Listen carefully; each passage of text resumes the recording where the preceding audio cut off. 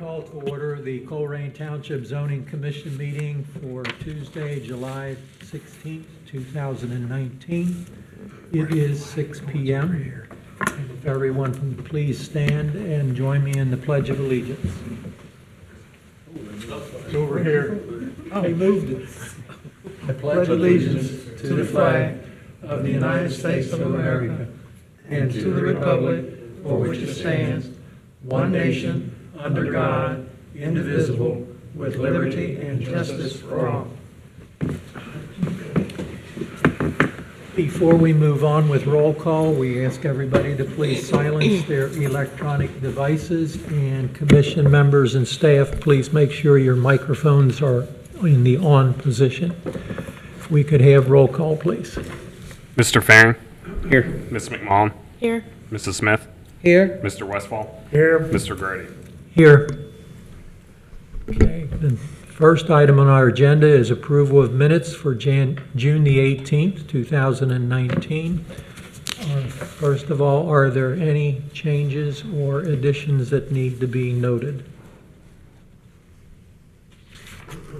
Hearing none, could we have a motion for approval, please? So moved. I'll second that.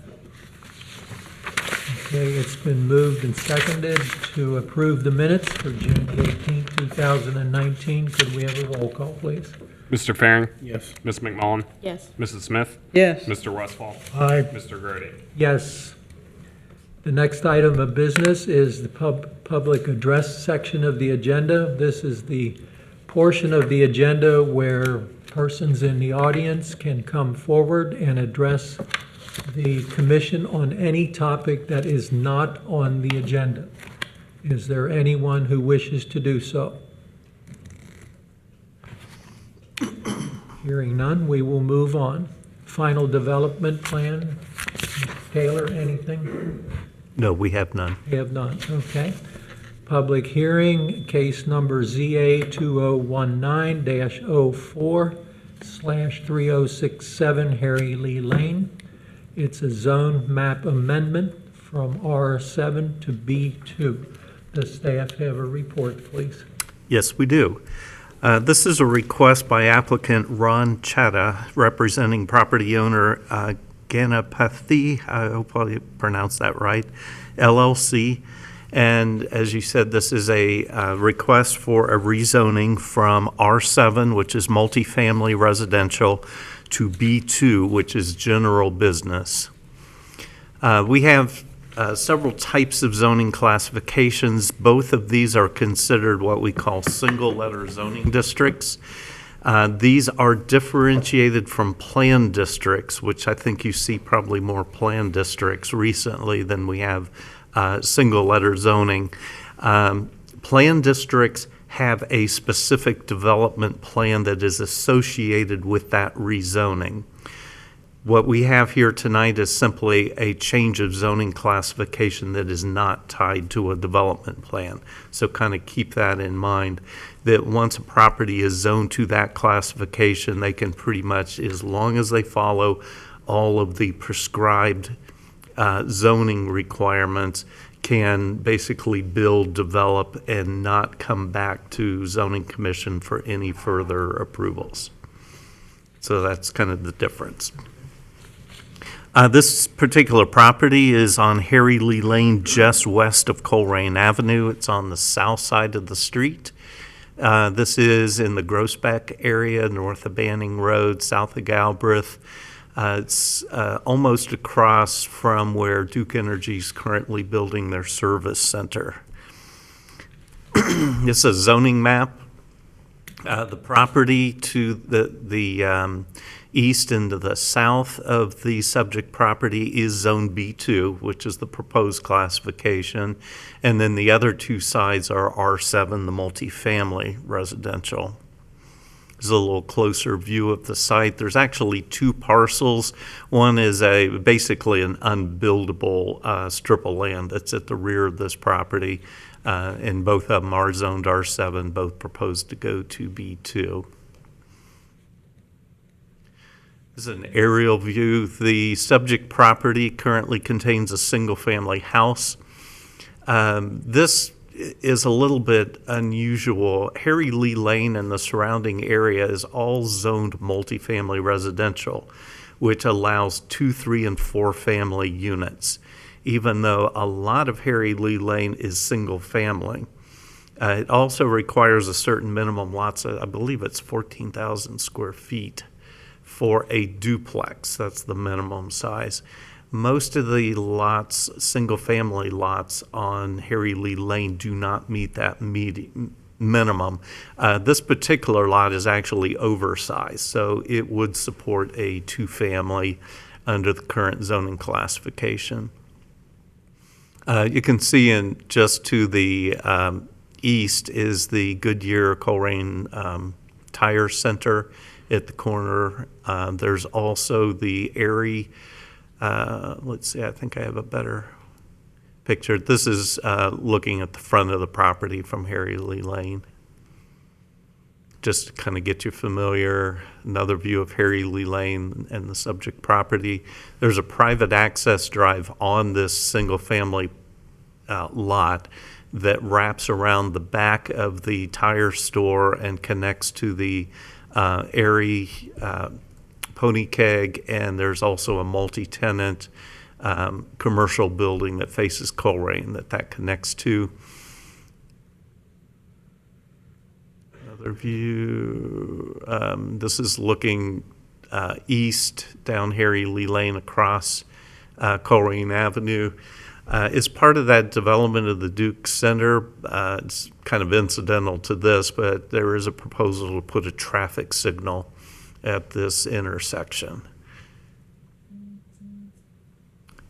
This has better labels on it. The owner of this subject property also owns the Erie Pony Keg property and the multi-tenant property. The yellow line on this map shows the perimeter of all 4 tracks that the owner has. And in your staff report, I put brief descriptions of each of those buildings.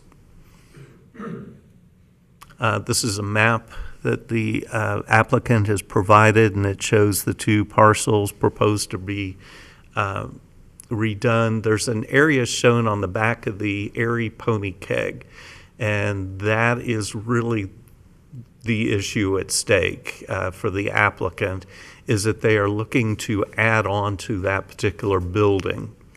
Let me pull this one up. This is that same map highlighting the area of the addition.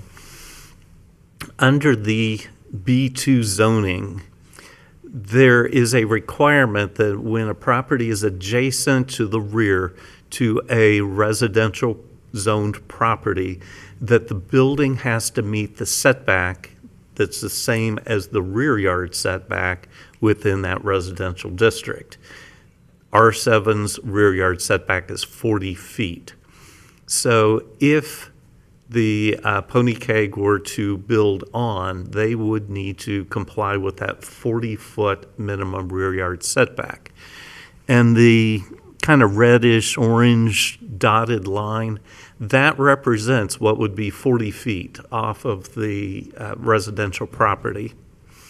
As you can see, the Goodyear building is almost entirely within that setback. So that's a legal nonconformity on its setback. And then a portion of the Erie Pony Keg is already a nonconformity with respect to that setback. If this rezoning is approved, the setback shifts to where the blue line is, that blue dotted line. So that would allow for that addition onto the Erie Pony Keg. And that was really the applicant's primary interest in this whole rezoning, is they are doing well, apparently, at this location, and they need additional space. They are almost on the property line to the north. If they go to the south, it would block traffic, so their option that they're pursuing is to add on to the rear. And the applicant can probably give you some more explanation on that. With that said, we talked about options of how can they achieve this addition under the current zoning standards. One option is they could simply apply to the Board of Zoning Appeals for a variance and try to demonstrate some sort of hardship. In this particular case, again, the single-family house on this property to be rezoned is being used as a single-family house. If this were to be rezoned, that would become a legal non-conforming use of that house. However, that house also becomes a legal non-conforming building in the commercial district, meaning that if somebody wanted to put an office, a retail store, anything that's permitted in a B2 district within reason, you can't put a auto repair garage in a single-family house practically, but there, as long as something would meet building code and fit in that residential structure, they would be able to do so.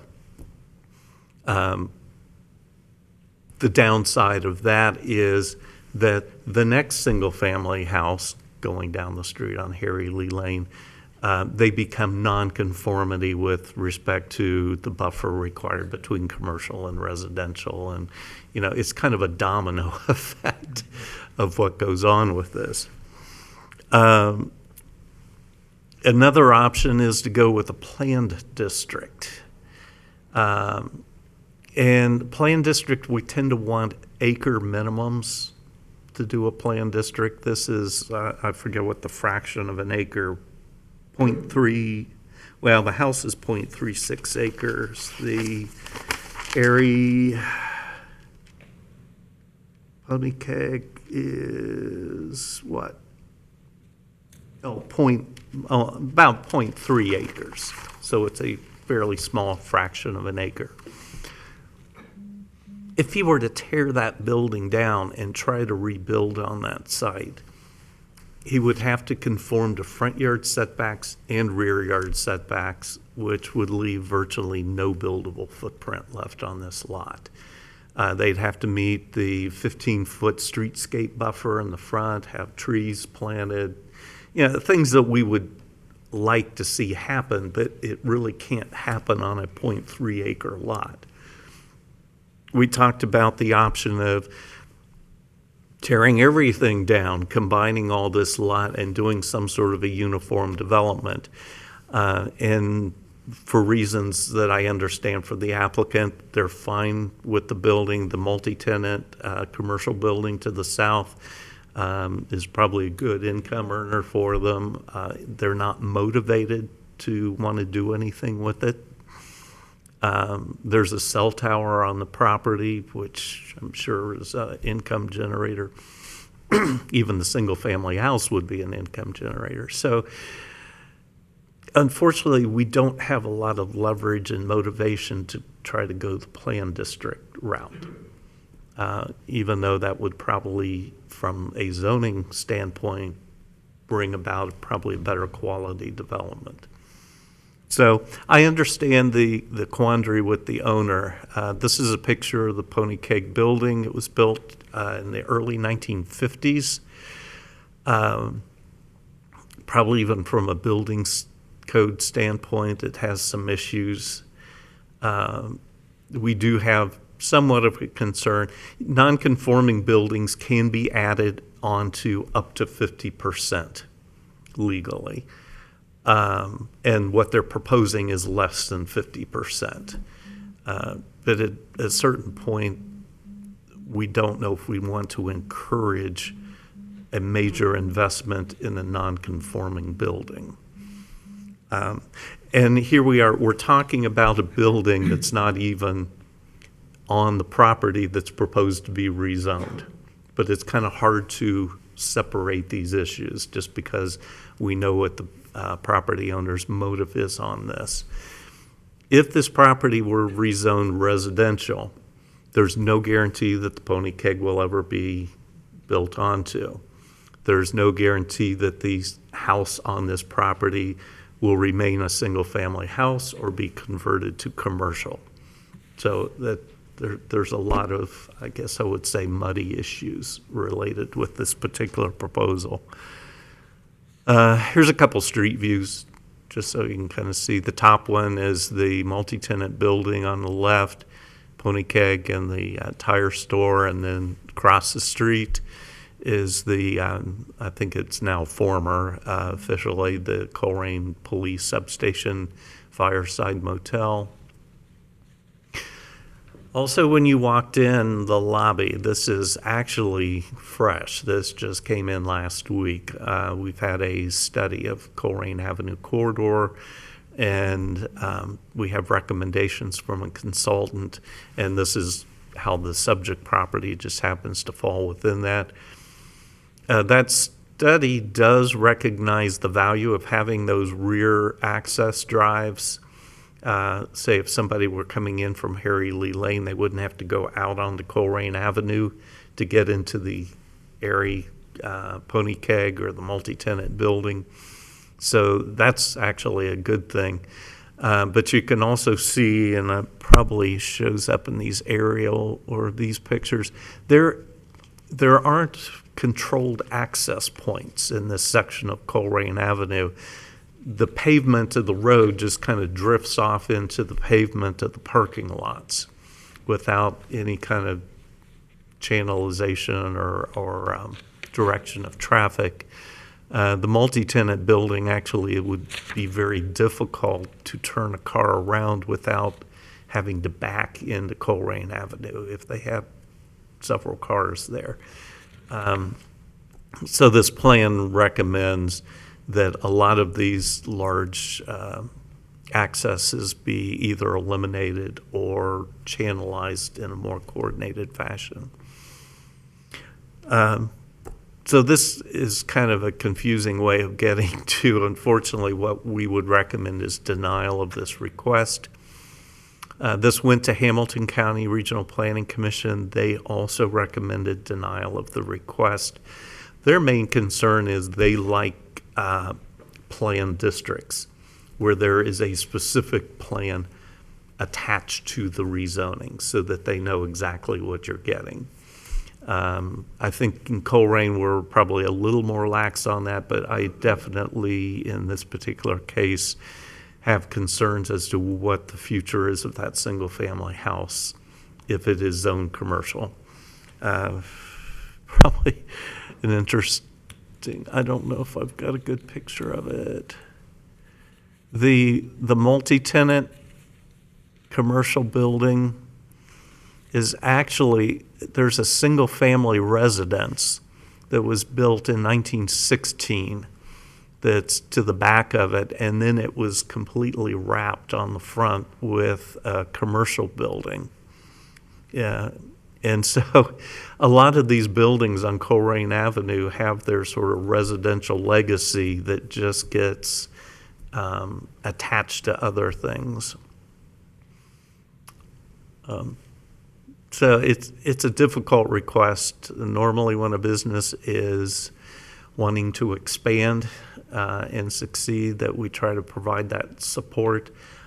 I'm just not sure the Airy Pony Keg is ripe for an addition or expansion in its current form, is our concern. Before we hear from the applicant, commission members, any questions for Mr. Kaler? Not for me. Okay, is the applicant present?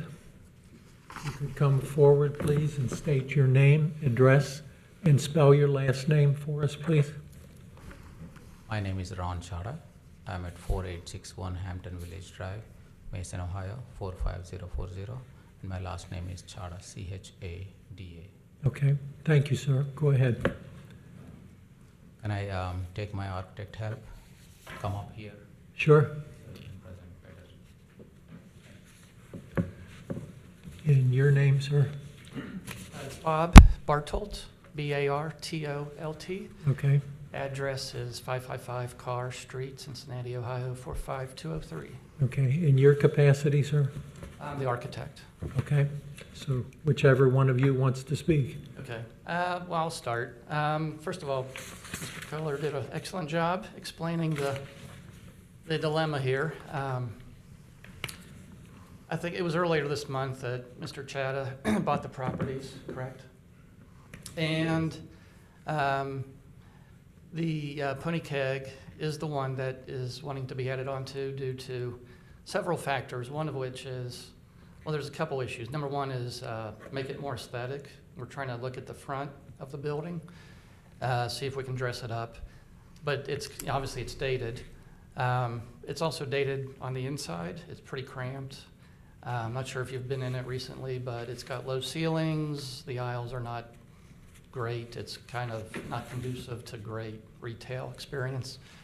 But they are doing well. So the addition that we're proposing is for storage, so that the storage that's in the present building could be turned into additional retail.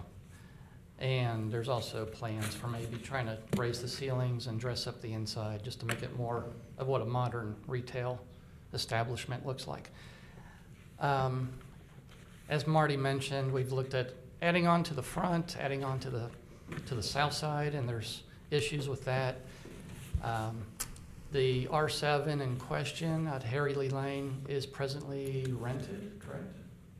It's a rental property. And there's plans to keep it that way. There's no plans to demolish the building or pave it or any of those things.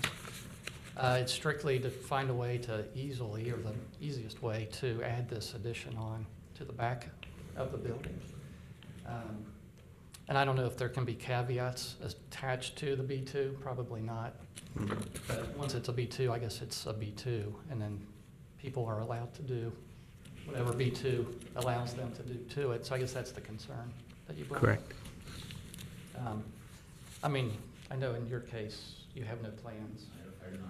But I know B2 will then stay B2 indefinitely, and the next owner could do something. I don't know if you can bring up that zoning map, the one that had some color to it. We did notice that one. That on both sides of Colerain Avenue, there's kind of a swath of retail in B2, and we don't think we're really encroaching or extending it. We're actually still, even if the Harry Lee Lane property were to become B2, we're still not extending out to the west farther than some of the existing B2 parcels.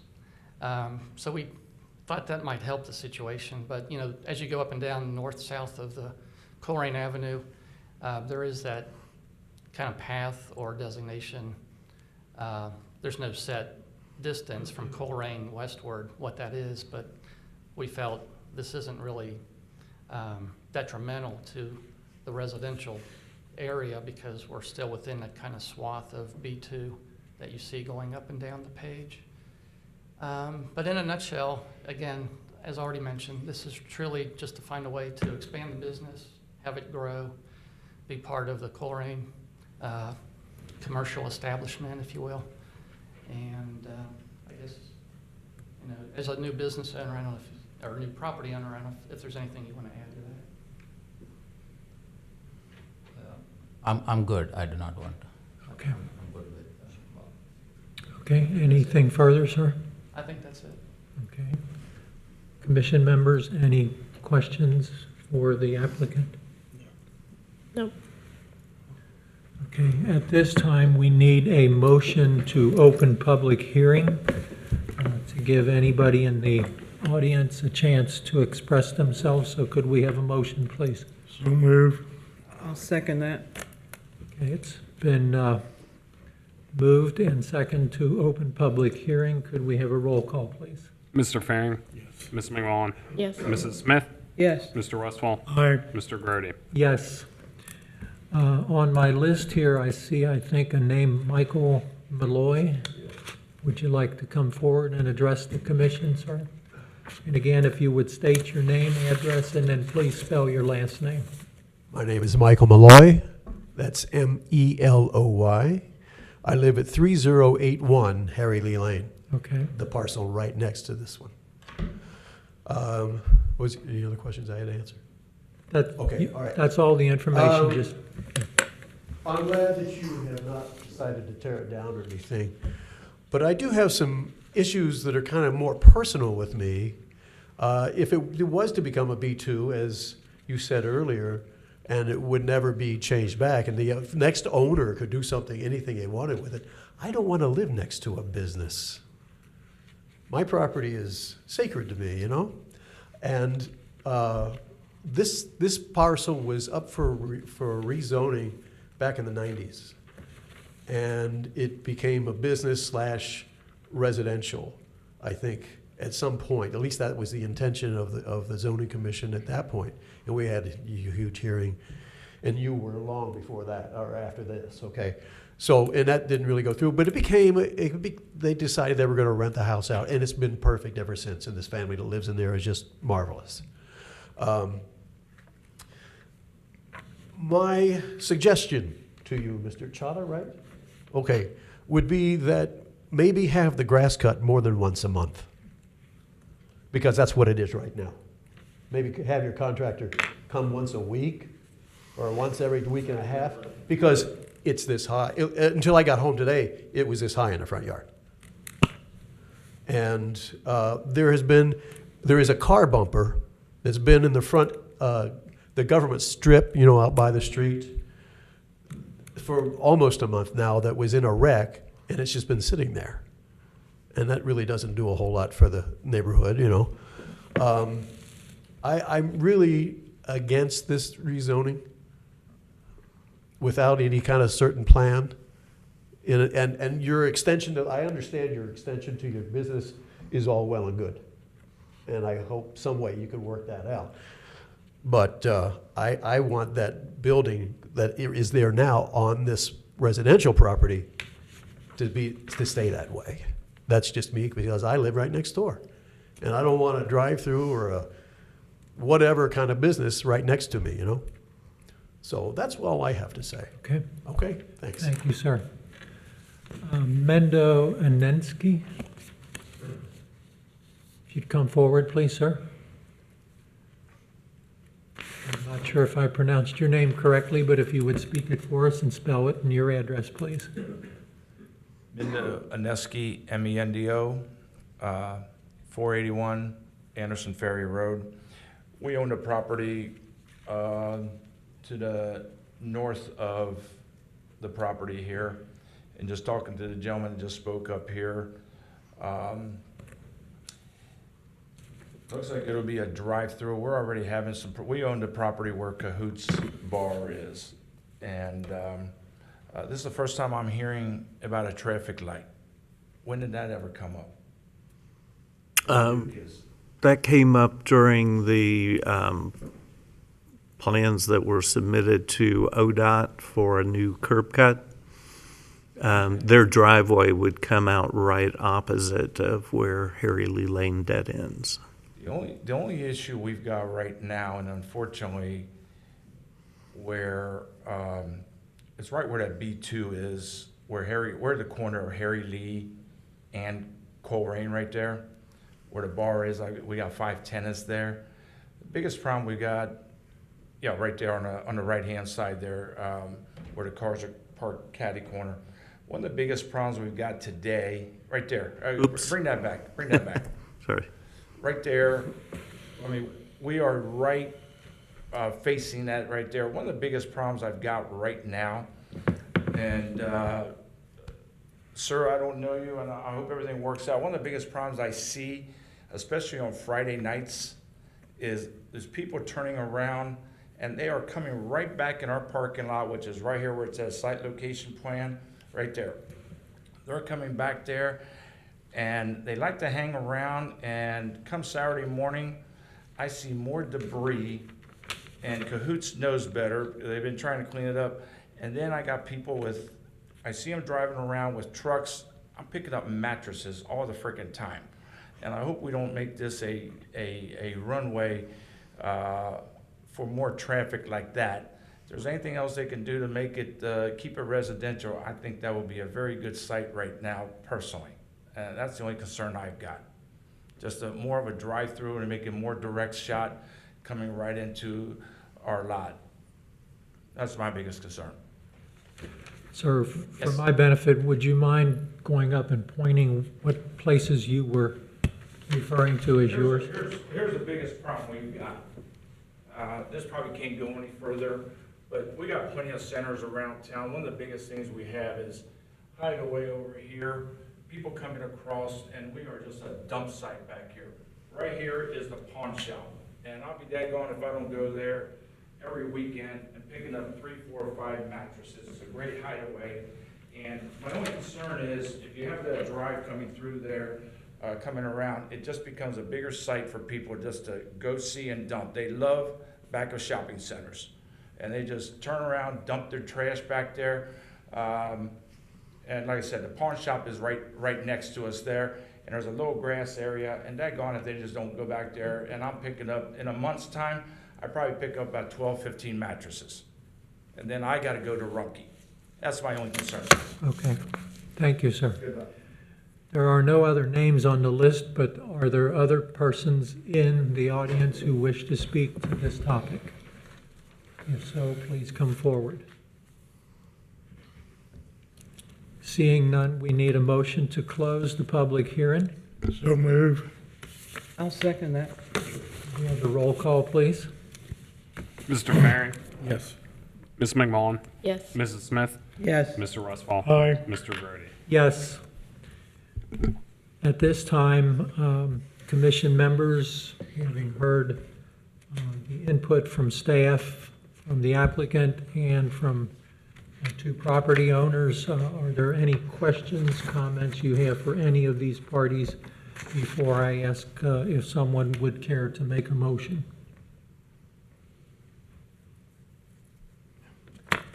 Hearing none, is there someone on the commission who is prepared to make a motion? And if so, please do so.